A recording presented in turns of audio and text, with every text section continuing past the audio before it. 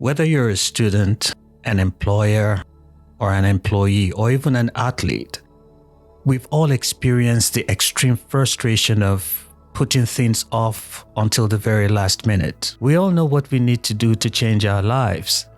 We all know what we need to do to lose that weight, or to get that promotion we've always desired, or to play that instrument or that sport that we've always wanted to. The problem isn't not knowing what to do. The problem is bringing ourselves to do the things that we need to do to achieve the results that we desire. The problem is the resistance. We only feel that resistance when we're about to do something that is beneficial to us.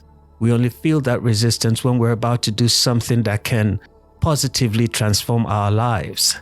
We never feel that resistance when we have to sit on the couch and watch our favorite TV show, or eat that bowl of ice cream that we really shouldn't be eating.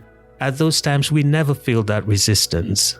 The good thing about resistance is that it's a sure way for us to know what we should be doing and what we shouldn't be doing. Putting things off, procrastination, can cause stress, anxiety, and poor performance at work.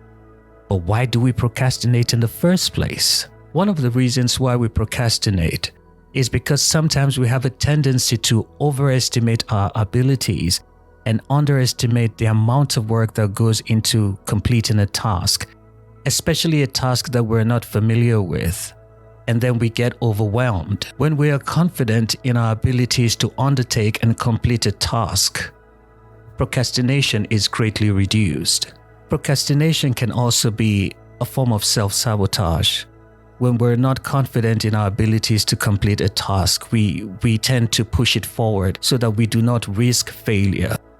This is especially so when the success or failure of that task is based on external factors we have little or no control over. Another common reason for procrastination is a lack of motivation.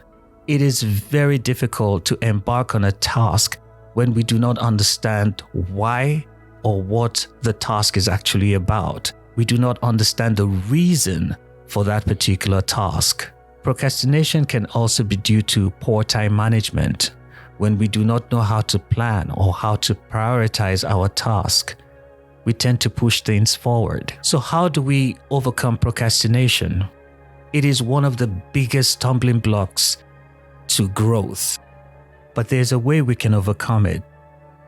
I'm not saying it's going to be done overnight, but there are two simple rules that will begin to change your journey with procrastination. One of the ways to do it is to use the 2-minute rule.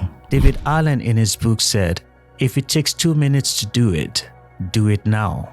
I give you an example. If it takes 2 minutes to call your loved ones, do it now.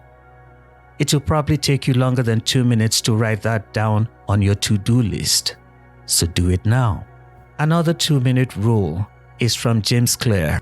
In his book Atomic Habits, which is one of my most favorite books of all time, he said, if you're trying to perform a task that you do not like, simplify it into 2 minutes or less. I know that sounds too simple. I mean, if we're to simplify every task into 2 minutes, how do we get anything done? Now, the good thing about doing things in this 2-minute chunk is that you begin to show up. You begin to develop a consistency in doing these things to the point where it becomes a habit. Like James Clear said, a habit has to be established before it can be expanded.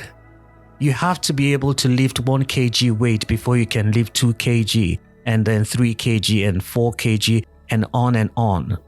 A habit has to be established before it can be expanded. The whole idea is for you to show up, to develop a consistency to the point where it becomes a habit.